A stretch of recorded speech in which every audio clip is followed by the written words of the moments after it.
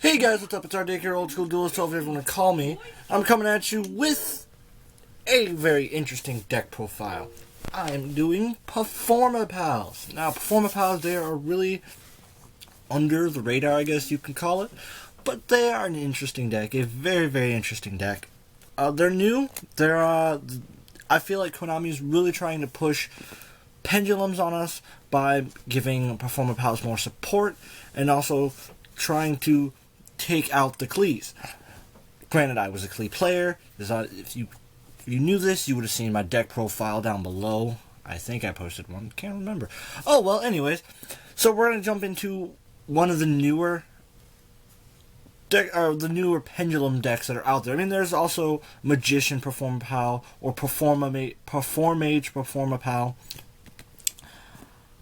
But I really enjoy just straight Performapals. Now, once we get the Skull Dancer, obviously I'm going to build Magician, Odd Eyes Magician, because Performapal compared to Odd Eyes Magician is pretty weak.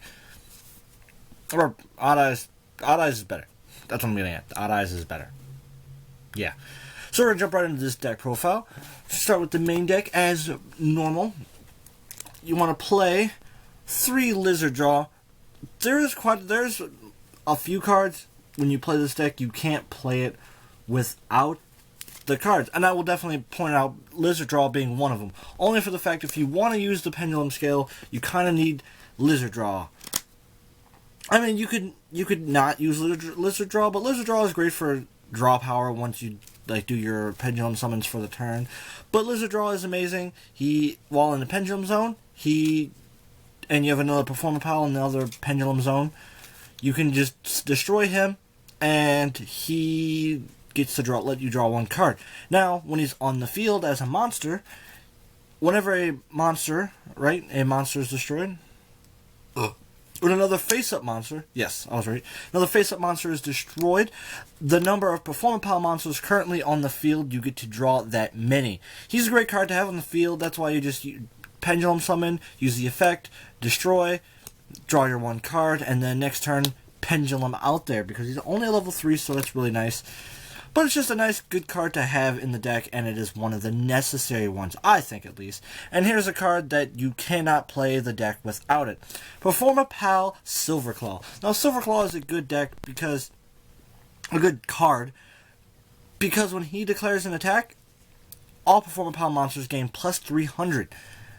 Including him, obviously. But when he's in the pendulum zone, all Performapal monsters gain 300 attack. Permanently. That's just a thing. Now, when it declares an attack type effect, that's only for the battle phase. But still, it's still a great card because, first of all, he's a level 4 18 beat stick. Plus, when he attacks, he becomes 21. Plus, with the effect of all the other Performapal boosts, because this deck is all about just boosting each other. Because it's based off the circus. Now, in the circus, everybody helps everybody. Everybody helps boost each other and get the job done and pull off an excellent show. That was possibly the most dumbest thing I've ever said in my life. But we're gonna get past that. Now, all the Performapal monsters do like a boost and a support of each other. Silverclaw being one of the main support cards. He's newer. Next card we run is Performapal Camelump. Now, Performapal Camelump, when he's a monster on the field, when destroyed by battle and sent to grave, that monster loses 800 attack permanently. When he's in the pendulum zone, you can target a monster on your side of the field. It allows you to do piercing damage, and anything in defense position loses 800 defense. So it is an amazing card. I think it is just amazing. I love it so much. I don't think it's one of the necessary cards you need, but it is a nice support card to have. Now, this next card is a must-have. It is one of the pride and joys of the deck, and helps you win, basically. Performapal Snake, or Whip Snake. I always get that mixed up. Whip Snake. Now, Whip Snake, during either player's turn, you can target a monster, and attack and defense is switched.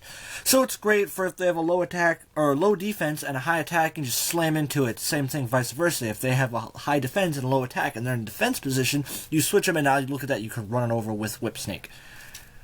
Yeah, that's about all he's really used for, and he is a necessary card. Now, this card is, borderline Useful or useless.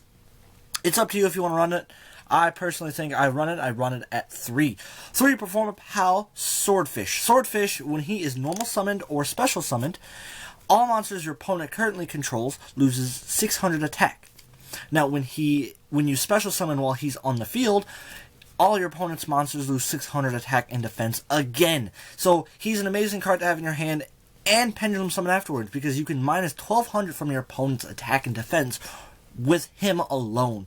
Normal summon him, loses 600 attack and defense, then special summon or pendulum summon, whatever you're going to do that turn, to do it again. Now, it is an amazing card. I think it's quite necessary.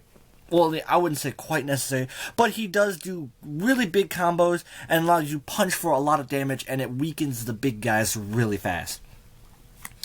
I think, personally, I would not run the deck without it. I run 3. You could run 2 to 3. I prefer 3 because consistency. The next card is Performapal Drummerilla. Now, Drummerilla is more than likely your Pendulum Zone monster. He is amazing, I think. He's awesome. I wouldn't run him at 3. I would run a max of 2, but Drummerilla is an amazing card because when he's in the Pendulum Zone, you can... when a monster does battle with an opponent's monster, a monster you control does battle with an opponent's monster, you can plus 600 attack for your monster. Therefore, again, there you go, dealing more damage. Now, his on-field effect, you can normal him out if you control the monsters and your opponent controls one, but his attack or his level becomes 4. And same thing is the same effect. When a monster you control does battle with an opponent's monster, you can give plus 600. I don't really normal him. I don't really have him on the field that much. Unless I'm going to go in an overlay, because I do have 2, so I can run rank 5s. So I don't really use that too much. I just, most of the time, use him for Pendulum Zone. The next card I run is Performapal Friend Donkey. Now, Performapal Friend Donkey is an amazing card. I did run him at 2 or at 3, but now I decided to run him at 2 because of the next card I'm going to show you guys. But Friend Donkey is amazing because when he's normal summoned, you can special summon 1 level 4 or lower Performapal monster from your hand or graveyard. So essentially, he is a monster reborn. It's a really good card. Personally, I enjoy it so much, but the second card I think is a little better. Performapal Second Donkey. Now, Second Donkey's effect, he is a new card, and it is, I think, is one of the last few cards that the deck really needs for right now. There's more support that's going to come out eventually from OCG, and I think that is the new support coming out that comes out for the deck will make Performapals, I think, even stronger and could actually be meta. But that's all, what happens with Gradles and Psyframes and whatever they want to do with all the other upcoming decks. Like Archfiends, I actually think they could be... Archfiends? Yes, Archfiends. I think Archfiends, because Archfiends are starting to get the Dragon support from, Arc V, or Arc 5, whatever the heck you call it. Arc V, I call it. But these guys are amazing. Second Donkey, sorry. Second Donkey's effect is when he is normal or special, you can send 1 Performapal monster from your deck to the grave, which is really amazing to go into Friend Donkey. But if you have 2 Performapal monsters in your Pendulum Zone, you can add that Performapal monster to your hand instead. I think I think he's better than Friend Donkey. Only for the fact that more than likely you're always going to have Pendulum Zone cards. So, he's just another big search, really. That's all he is. Other than you have Performapal Salute a Tiger. Salute a Tiger is another amazing card, because when he destroys a monster by an attack, you get to add a Performapal Pendulum monster to your hand. He's great for the search. I run him at 2. I did run him at 3, but I took 1 out for a Second Donkey. Salute Tiger, you actually, with all the support, all the attack support, he can actually get pretty big and run over monsters, and you could add the Pendulum monster. So he's really good for having really good for searching out more lizard draws or whatever else you need to get your pendulum summon start going. Now, the last Performapal monster I run is Performapal Elehammer. A quick fact about Elehammer: Elehammer is actually based off a mammoth, not an elephant, which is surprising. It's really weird. But you run him. I run him at 1. I would like to try 2, but 1 is actually doing me pretty fine. Now, you can normal summon him without pendulum or without tributing if you have 2 or more Performapal monsters on field. Yeah, yeah. I don't know if that really works for having Performapal monsters in the pendulum zone, but I know for sure you have no problem special or getting 2 on the field. But when he declares an attack, you can send all spells and traps your opponent controls back to the hand, which is amazing. I don't really know how that works with Mirror Force. They haven't really put out a ruling for that out yet. But either way, it's still a really good effect, and he's 2600, and you can get him out there pretty easily. Now, the last 2 cards I run in the deck are not Performapal monsters, so it's still borderline, useful or dead draw. Either way, it's a good card. It comes in handy, to me at least. I run 2 Odd Eyes. 2 Odd Eyes Pendulum Dragon. I use the effect for mostly searching out Lizard Draw, or Draw Lizard, I think that's its name. Lizard Draw, yeah, I was right. Lizard Draw, or the Camelump, because it's 1500 attack or less. And also, I have gotten him out there a few times, drawn into a second one, because I'll use the first one up and I'll draw into the second one and be able to just blop blop. Get him out there and deal a lot of damage. That's it for the monsters. We're going to move on to the spells. The spells and traps are pretty small. I run a lot of monsters. That is a really monster heavy deck because a lot of traps. And the spells and traps are mainly just for a little bit of backup support. Now the first spell I run is 2 Bubble Barrier, baby. Bubble Barrier. It's an amazing card. Any Performapal and Perform Mage monsters on the field cannot be destroyed once per turn. Cannot be destroyed by card effect or battle once per turn. So it's an amazing card. I think you can't run it without it. I only run 2. I would like to run 3, but I just can't find the space for the third one. I could probably work or start playing with the other spells that I run in the deck, but the traps are pretty necessary. But it's up to you. You do what you want. I'm pretty happy with the consistency, and I use it. I get it just when I need it. I run 2 Wavering Eyes. Wavering Eyes is still a pretty iffy card for me, only because you want to try and keep your pendulum monsters on the field, because pendulum summoning is a big part of the deck. So it's a pretty iffy card for me to run. It does come in handy, and I do drop for game quite a bit with it. And if I have my 2, or if you're facing something else that runs pendulums, it is an amazing card because you can deal the 500, search out a new pendulum monster, or you could banish 1 card on the field, or banish 1 card on banish 1 card on the field and get the other Wavering Eyes back. I use it a lot for if I need, say I have stuff in my hand, or pendulum monsters that I want on field, like say Silverclaw or Camelump. I'll throw them in a pendulum zone, deal 500 damage. I'll activate Wavering Eyes, deal the 500 damage, search out a Lizard Draw or a Drumarilla, and it just and then I can start going into all sorts of different combos. Wavering Eyes is a great combo card to go with.